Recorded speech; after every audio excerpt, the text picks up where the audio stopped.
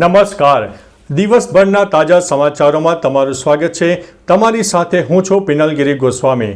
સમાચારો વિસ્તારથી જાણીએ એ પહેલા મહત્વના સમાચારો ઉપર એક નજર. નમસ્કાર મિત્રો.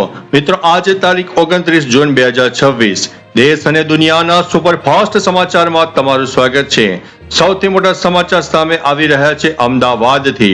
અમદાવાદમાં ભગવાન જગન્નાથજીની જળ યાત્રા 149મી રથયાત્રા પૂર્વે સાબરમતી નદીના કિનારે વૈદિક મંત્રોચ્ચાર સાથે પવિત્ર જળ યાત્રા સંપન્ન થઈ છે.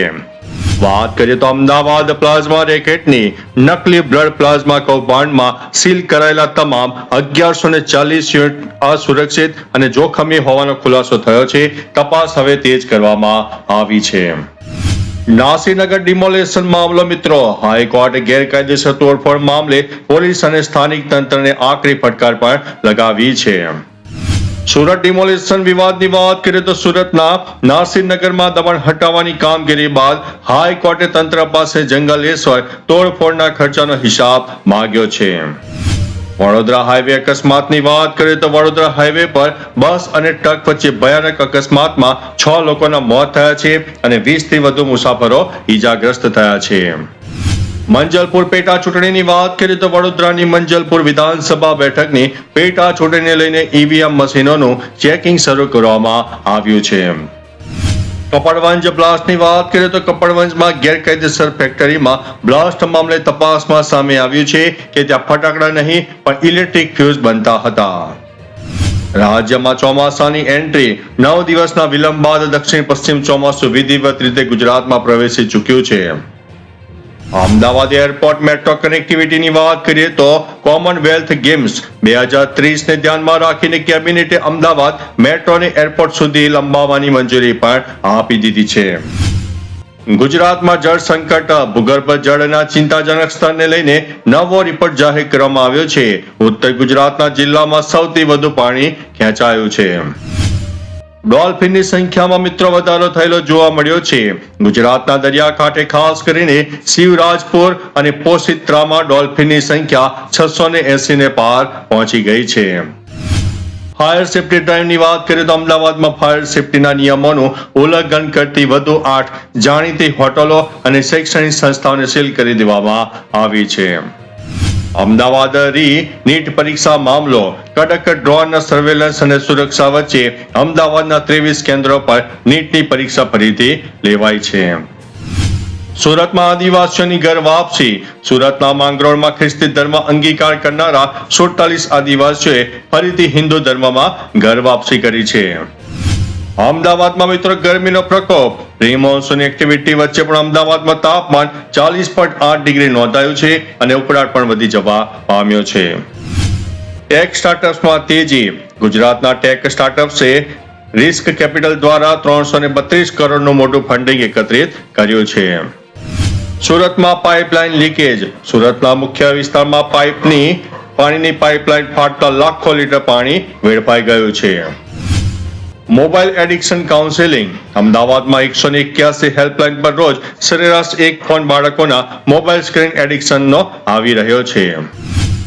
ઇમરજન્સી બેઠકો ખાલી. ગુજરાતમાં એન્જિનિયરિંગ કોલેજોમાં પ્રથમ રાઉન્ડના અંતે 27,000 જેટલી બેઠકો ખાલી છે. અમરેલીમાં મિત્રો સિંહોનો આતંક જોવા મળ્યો છે. માનવભક્ષી બનેલા સિંહોએ માણસને ખાધા બાદ તેમને જૂનાગઢ ઝૂમાં શિફ્ટ કરવાની તૈયારીઓ ચાલી રહી છે. હવે મિત્રો વાત કરીશું દેશના મુખ્ય સમાચારની. નીટ યુજી પેપર લીક મામલો. પેપર લીક કેસમાં ઝડપાયેલા 10 મુખ્ય આરોપીની જ્યુડિશિયલ કસ્ટડી લંબાવી દેવામાં આવી છે. જયપુર બિલ્ડિંગ દુર્ઘટનાની વાત કરીએ તો જયપુરમાં રહેણાંક બિલ્ડિંગ ધરાશાયી થતા 3 લોકોના મોત થયા છે. કાટમાળ નીચે હજુ પણ કેટલાય લોકો હોવાની આશંકા વ્યક્ત કરાઈ છે. આસામ પૂરની સ્થિતિની વાત કરીએ તો આસામમાં પૂરના કારણે 22,000 થી વધુ લોકો પ્રભાવિત થયા છે. રેલવે બ્રિજને નુકસાન થતા રેલ વ્યવહાર પણ ખોરવાયો છે. અમિત શાહ દ્વારા ટેક્સી સર્વિસ લોન્ચ. કેન્દ્રીય ગૃહમંત્રી અમિત શાહે ગુજરાતના 14 શહેરો માટે ભારત ટેક્સી સેવાનો પ્રારંભ પણ કરાવ્યો છે. રામ મંદિરના નામે ઓનલાઈન કૌભાંડ. સીતારામ રસોઈના નામે ફેક ટ્રસ્ટ બનાવીને ઓનલાઈન દાન વસૂલતા મોટું કૌભાંડ અંતે ઝડપાયું છે. રાજ્યસભા ચૂંટણીની વાત કરીએ તો ગુજરાતમાંથી ભાજપના તમામ 4 ઉમેદવારો બિનહરીફ ચૂંટાયા હોવાની સત્તાવાર જાહેરાત કરવામાં આવી છે. મુંબઈમાં ભારે વરસાદનું અનુમાન લગાવવામાં આવી રહ્યું છે. મુંબઈમાં ધોધમાર વરસાદને કારણે સબવે બંધ કરાયા છે અને રસ્તાઓ પર પાણી ભરાતા જનજીવન પ્રભાવિત થયું છે. સિયા ગોયલ કેસની વાત કરીએ તો લગ્નની ખરીદી માટે 1 કરોડ લઈને ચેતનને આપી દીધા હોવાની ખુલાસાથી તપાસ એજન્સીઓ ચોંકી ગઈ છે. દિલ્હી એરપોર્ટ એલર્ટની વાત કરીએ તો દિલ્હી સહિતના મેટ્રો શહેરમાં એરપોર્ટ સુરક્ષા વ્યવસ્થા વધુ સઘન કરવામાં આવી રહી છે. કેન્દ્રીય કેબિનેટ બેઠકની વાત કરીએ તો આગામી ચોમાસુ સત્ર અને ખેડૂતો માટે નવી સબસિડી યોજનાઓ અંગે કેબિનેટમાં મહત્વની ચર્ચાઓ કરવામાં આવી છે. કેરળ મોન્સૂન અપડેટની વાત કરીએ તો કેરળ અને કર્ણાટકના દરિયાકાંઠાના વિસ્તારમાં ભારેથી તે ભારે વરસાદની ચેતવણી જાહેર કરવામાં આવી છે. સોના ચાંદીના ભાવમાં કડાકો. વૈશ્વિક બજારના નબળા સંકેતોને કારણે સોનાનો ભાવ 1.44 લાખની નીચે સરકી ગયો છે. ચાંદી પણ સસ્તી થઈ ગઈ છે. આઈટી સેક્ટરમાં છટણી. વૈશ્વિક મંદીની અસરે ભારતની અગ્રણી આઈટી કંપનીઓમાં પ્રોજેક્ટ ધીમા પડતા ચિંતામાં વધારો થયો છે.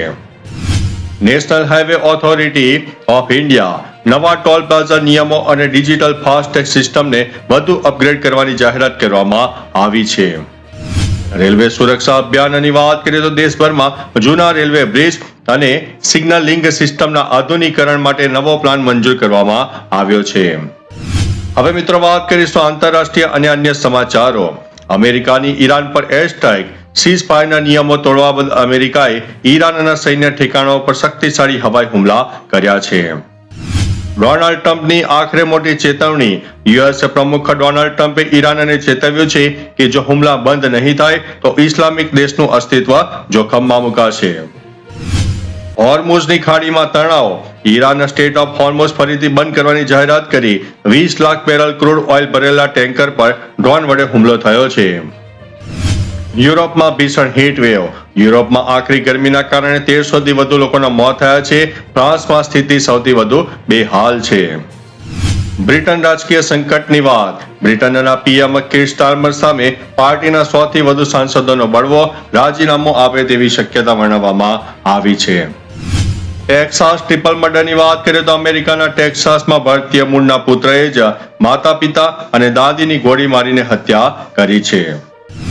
ચીન એક્સપ્રેસ ટ્રેન પ્રોજેક્ટની વાત કરીએ તો ડ્રાઈવર અને સિગ્નલ વગર 350 કિલોમીટર કલાકની ઝડપે દોડતી ટ્રેન માટે ચીને નવી ટેકનોલોજી રજૂ કરી છે.